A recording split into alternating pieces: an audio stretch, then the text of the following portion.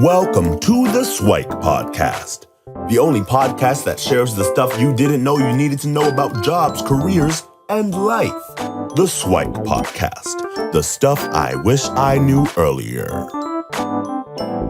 Hi, everyone, and welcome to the SIWIKE Stuff I Wish I Knew Earlier podcast. We're here again with MC Kim, with Jimmy Kim from Remix My Fitness, and we thought we'd do a little bit of a deeper dive into fitness and health in general. So for those that have listened to the previous episode with Jimmy, they know he runs a lot of virtual sessions online, and obviously he did it in person pre-pandemic, and he's kind of used all that information from his own personal journey. So I would love to kind of dig a little bit deeper in terms of your relationship with fitness, and then get into like some of the tips and tricks and the SIWIKE that you'd have for yourself and the audience in terms of fitness. So where would you say that interest or that love maybe of fitness came from? Sure. Well, Luki, first of all, I appreciate you having me back. I thought after the first show, I was thinking maybe you wouldn't have me back. This guy talks too much. But to answer that question, where the interest came from, I was an overweight child. Being the son of convenience store owners, restaurant owners. You just happen to have access to a lot of things that a lot of people don't have access to, and that you don't really. Well, at least I didn't have to pay for. So that was it. So the goal of that was, it's funny enough, as I was an overweight child, and that was probably the reason why I was overweight. My parents were very obsessed with, he needs to lose weight, and what can we do to get him to lose weight? Do we do martial arts? Do we do swimming? Do we do tennis? They never put me in team sports just because they didn't have the time to, take me around to all the different places like that. So it was all individual sports at that time given. And, the goal was, yes, to learn that skill, but really it was to lose that weight. And as I went into school, I found I was terrible at all the sports that I did, even the swimming and tennis. I wasn't exactly the greatest, but, I got to hold my own. And then when I was 16 years old, my gym teacher, Mr. Sparks, he said, "Okay, boys, you guys are 16. Time to open up the weight room." Got the key, unlocked the door, this grungy, like dungeony looking thing. And I thought, whoa, this is my jam right here. Like, wow. I don't know what it was. It spoke to me. And of course, having access to things, I had a lot of access to magazines, so like a lot of bodybuilding magazines, muscle and fitness magazines, immersed in it. Right. Mrs. Sparks, what I think he did for me was he gave me the introduction, and then he gave me the fundamentals of how to train. And funny enough, it's been almost over 20 years. How to squat, how to push up, how to bench, how to deadlift. Those fundamentals have not really changed, despite what you might see online. Have not changed very much. So, I spent the whole summer. I joined the YMCA. I did it. I didn't even realize I was losing weight, to be very honest with you. And I lost a whole bunch of weight. Came back from high school. I came back the next year, and people are like, "Whoa, what happened to you? You look different. You got like muscles and all these things like that." So I did that, and then I went to university. I was still working out. I still loved working out. I still loved doing martial arts, but I happened to gain a lot of weight, and then from there stemmed to gaining weight, getting my first job at the government, and my first job working for a shoe company, just gaining weight, more and more weight. And next thing you know, I am bigger than ever.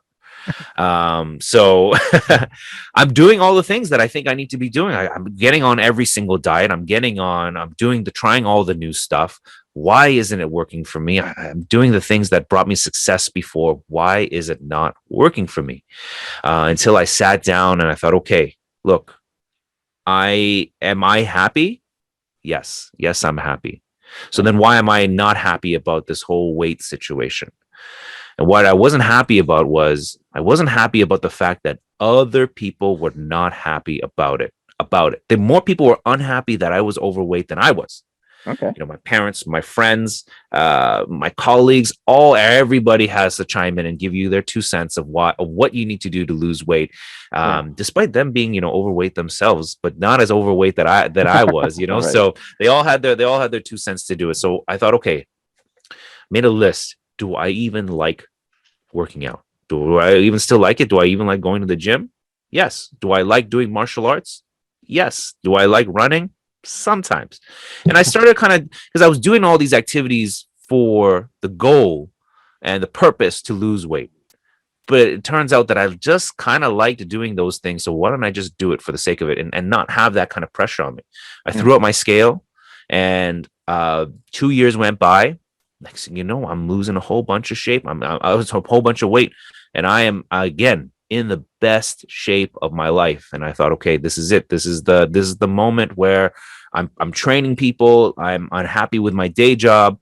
I think I can make the plunge. So let's go and do it. Let's go and quit this. And I will go ahead and start my business and my fitness business. And I went ahead, and I continued like on the path of like, let me get in better shape. If I get in better shape, I'll get more customers. If I get in better shape, I'll build a bigger audience. If I get in better shape, I'm going to be rich. And then again, I lost my path here. And it turned out that I was in the best shape. I was taking photos, magazine shoots. I was getting all this attention. And it turned out that I was just as unhappy about being in incredible shape as I was, when I was overweight, because it just, like I go to places and I can't eat this, I can't drink that. I'm carrying a whole bunch of water around. I'm carrying food around. I'm prepping all this stuff. And reality was I didn't want to do that either. And it took until my first son was born, and I thought, okay, what do I like? Do I want to continue to do this? I was gaining the weight again, but this time, like, not really caring. I was like, okay, you know what? This is I'm still fit. I can still exercise. I can still do all these things. I'm still running my business, and why don't I just kind of relax a little bit? And I would like to say found like that happy medium. That's amazing. And a couple of things that I'd probably want to take from that. It sounds like that a lot of it is really a mental game, right? Mm-hmm. So it's less about, there is a lot of physical fitness to it, obviously, but a lot of it is the mental fitness, where when you were doing it for the right reasons, Mm-hmm. the weight just magically disappeared. And it's probably because your mind was allowing all the normal processes. But then when you were stressed and doing it because other people were saying that you should be doing it, and even though they were just as overweight or close to as you, then and you were doing it for like the attention versus the joy of it, it sounded Mm-hmm. like that was what was challenging you there. So what are your thoughts on that? And is there any specific practices that you share with your clients to help them with that side? Yeah, for sure. It's let me ask you a question, Luki. Mm-hmm. Most of the people that come see me and that I do consulting with, one of the very first time that I meet them, I say, hey, why are you here? Why are you here to see me? Sure. Most of them say, because I want to lose 5-10 pounds. Can you tell me the reason why you think people want to lose 5-10 pounds? I don't know. They probably have a little jelly roll around the middle. They want Uh-huh. to get rid of it. They want to look better and more confident and all that sort of stuff. But better, more confident. Yeah. But that is all true, Mm-hmm. all true. But the underlying reason is this is what they always say.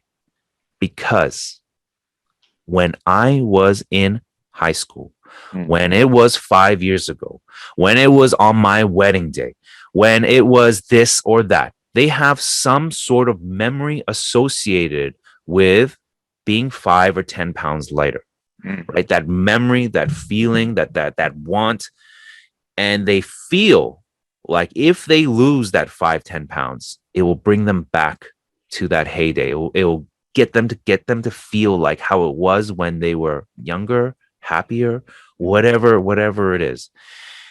And I think that is the number one mistake that people make when it comes to their fitness. Okay. They go in and they have that weight number as their primary goal. Not to say that they shouldn't have that as a goal, but it is their primary goal. When I made weight loss my primary goal, I didn't lose a single pound. And if I did, I gained it back times 2, times 3, because I would lose it, in a relatively unhealthy way or fast way. And I just couldn't sustain that lifestyle. I associate losing weight, or that weight number, as the number in your bank account. You'll never be happy. You'll never be happy with that number. I have trained people to lose, when I first started, to lose 10 pounds, 20 pounds, 30 pounds. That was my mission. I'm going to get them to lose that weight, and they're going to be so happy. They're going to refer all their clients to me. They were just as unhappy. Right. You know what? This is not what I thought it was going to be like. If I lose 5 more pounds, why don't I think I think it'll make a difference. We lose Right. that 5 pounds. We lose that another 5 pounds. Yeah. I thought I thought I would look a little bit more different. Your bank account number, whenever you're looking, you ask any wealthy person, they have 10 times, 20 times, 30 times more money than you. They're looking at that number. They're like, you know what? I could get a little bit more money. Yeah. It is a form of measurement, Mhm. weight loss, making money. Okay, but it is not the only form. So this is why my pillar of success is always to set a goal, to challenge yourself.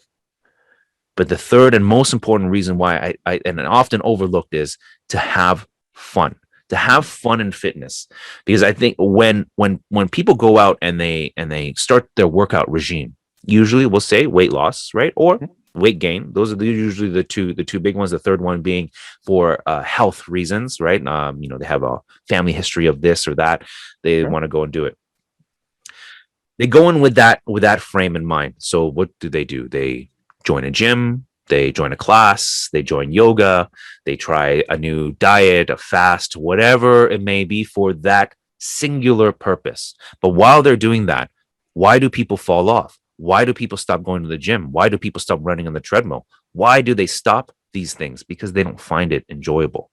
So that tells you that your goal, if you've been struggling to lose weight, gain weight, get healthy, or just start moving around, and you stop after a few weeks, okay, or a couple days, you don't go back and you try it again, or Right. again and again and again, okay, or at least by the third or fourth time, you got to tell yourself, like, look, this is not for me.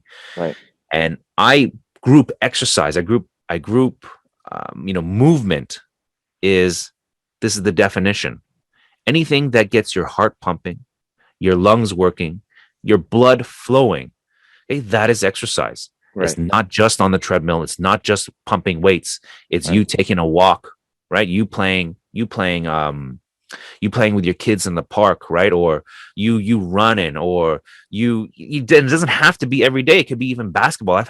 For me at this moment in time, when I meet somebody and they consult with me and they say, I want to lose weight, I want to gain weight, sure, that goes into my mind. But as they are telling me their story, I'm thinking, how can I find their aha moment in fitness? Mhm. How can I get them to say to me, Jimmy, was that exercise? Did we just exercise right now? Because that didn't feel like exercise, because Right. that's what exercise feels like to me. It doesn't feel like exercise. Sure, it's hard. Sometimes I don't want to do it. But at the end of the day, I have so much fun and I'm so glad that I did it. You should see, like, people always ask me, what is my current exercise regimen now? I do all kinds of stuff throughout the week.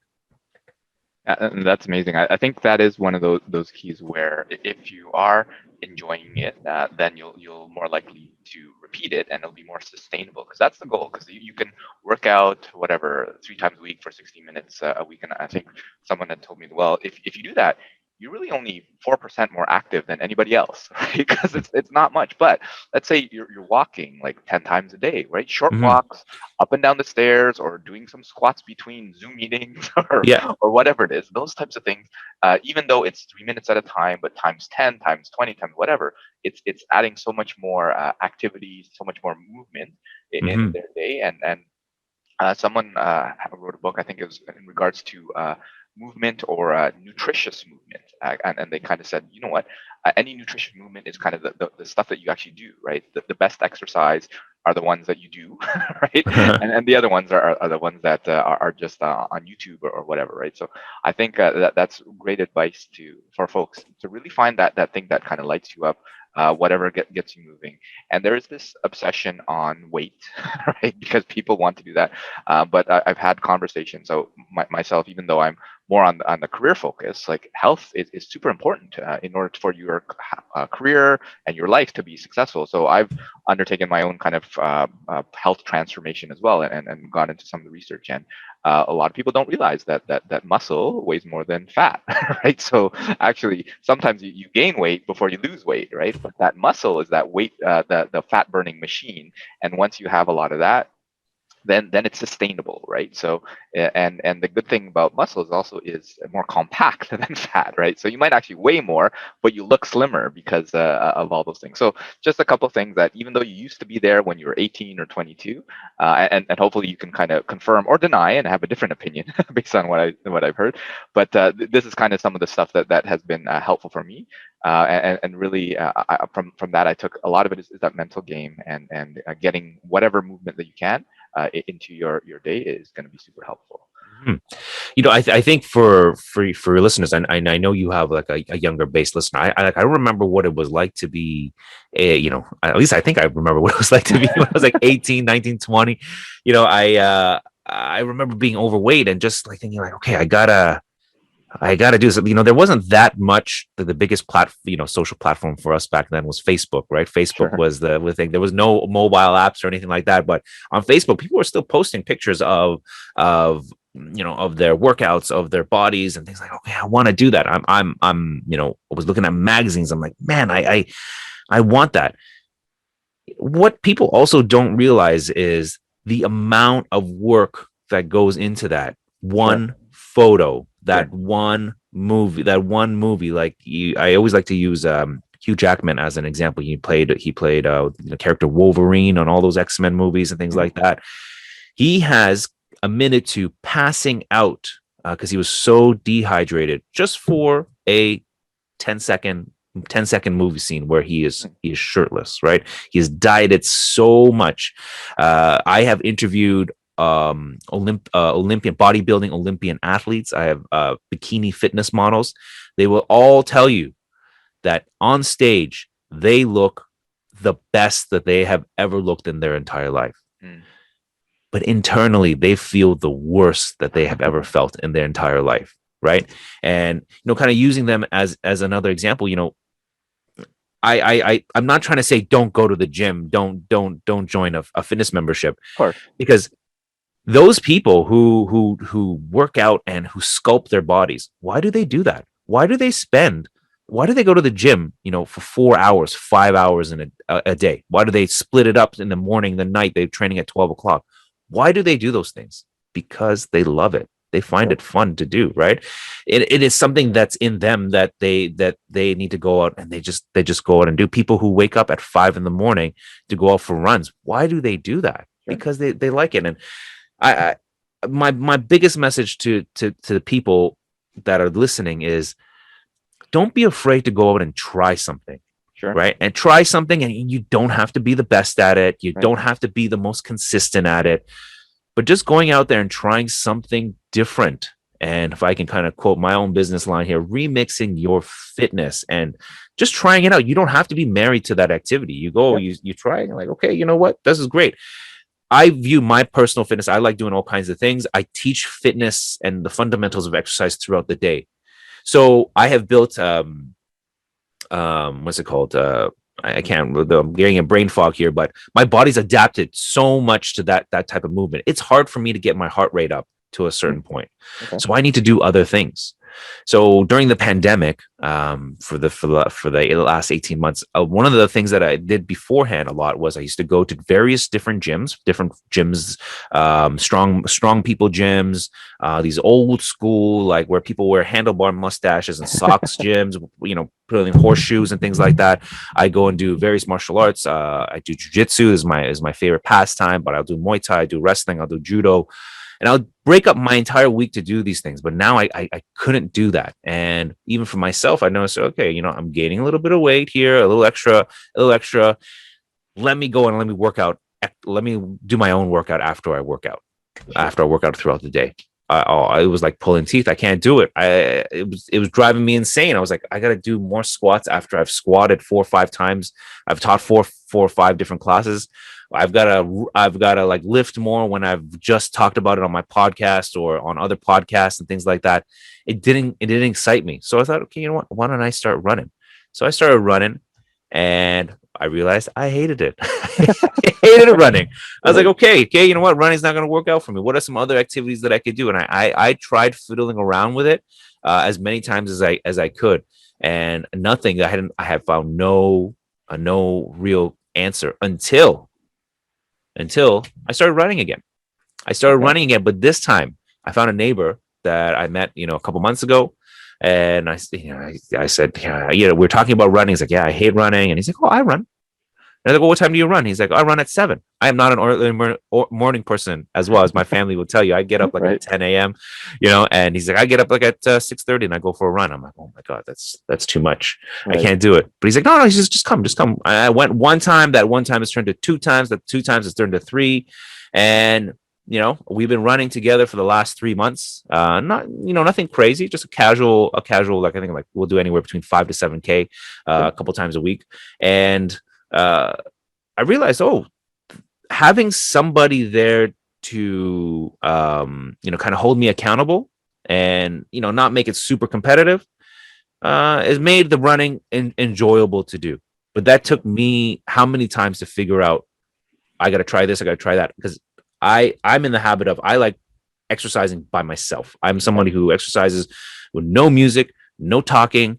I like that personally. Me, I realize my audience, that people that I train with, don't do that, and I do other things like do martial arts and other things that I mentioned, that where I do talk to people and there's some interaction. But running, I always traditionally did by myself.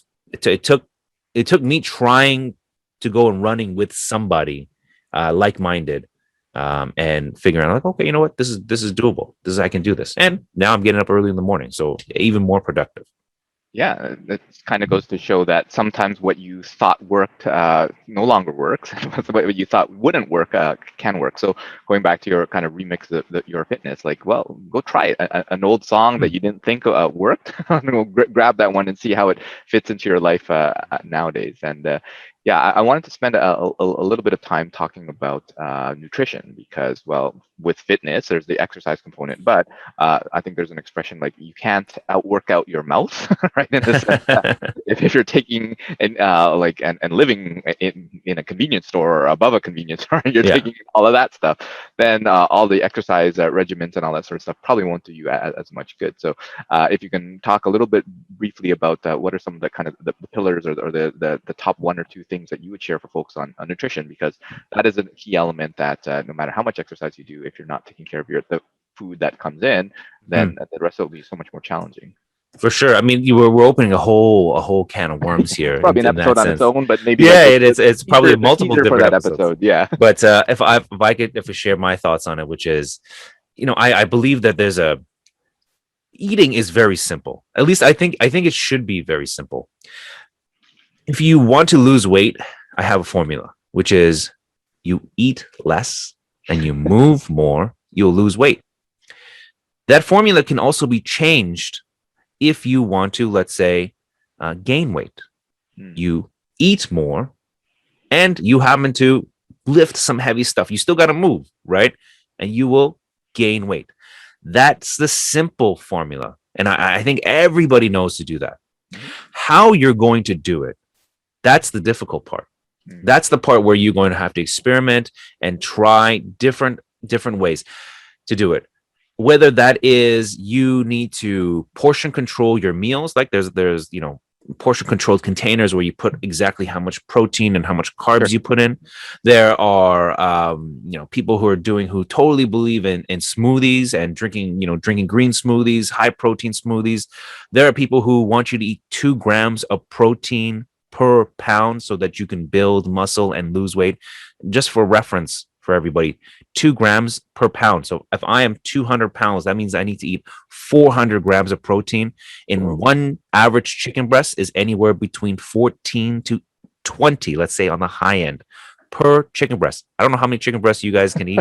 I can't eat that much, but there are people who can and who want to eat that much chicken breast. There's the carnivores, there's the keto, there's all this kind of stuff like that.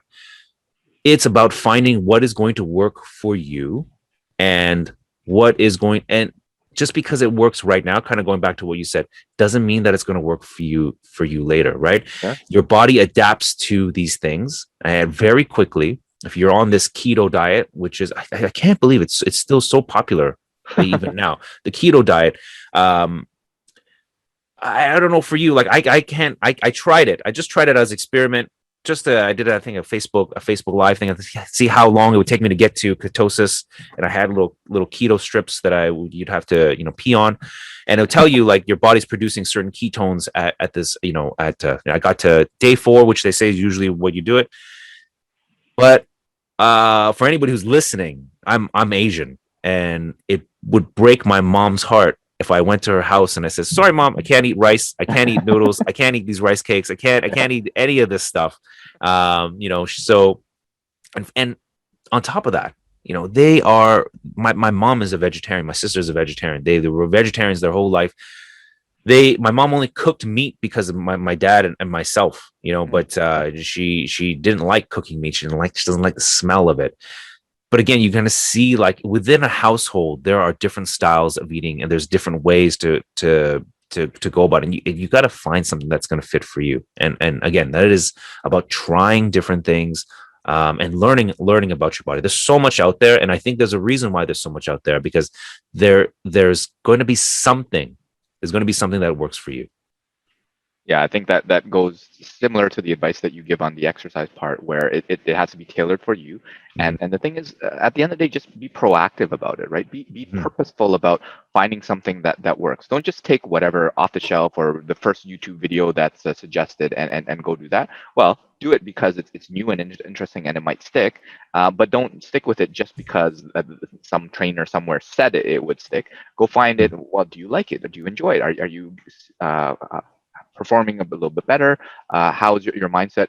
Do you have a friend, a neighbor that you could go and do it with, right? There's all these contexts that can help it be more successful. So I think that's a lot of great and useful information on fitness. Obviously, very tip of the iceberg type of stuff, and maybe we'll do a deeper dive in future episodes. But thank you so much, MC Kim, Jimmy, for joining us on this episode.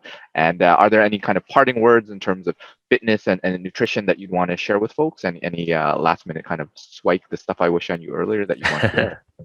Well, kind of just going back to what I was saying, it's don't let the outside voices, whether that is your parents, your friends, social, whatever it is, don't let that kind of cloud your judgment. I think everybody has a certain idea of what they hope that their personal fitness is going to look like.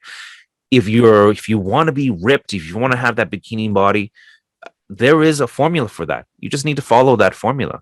If you want to live, like a healthy vegetarian lifestyle, or if you want to run marathons, there's a formula for that. It's just up to you to whether you're going to try it, whether you're going to follow it, and being okay if it doesn't work out for you. And I think that's the underlying message that I like to kind of keep. Just try something, because there is more than one way that you can train, you can eat, and obviously and you can live. And you find your own journey. Go ahead and try something that's different. Try something that you maybe weren't willing to do before, and you're going to learn something from it at the end of it. Sounds good. So go out there and everybody go and remix your fitness. So thanks so much, Jimmy, for joining us, and hopefully we have you back for future episodes. Yeah, I appreciate it. Thank you so much. Thank you, everybody. Thanks for joining us on the SWIKE, Stuff I Wish I Knew Earlier, the podcast. If you like the podcast, please subscribe on iTunes, Stitcher, or wherever you found this podcast. And if you can give us a review, that would be very appreciated. Feel free to contact me on LinkedIn at Luki Danu, LUKIDANU, and the same on most social media platforms. And I look forward to hearing from you. Thanks. Bye.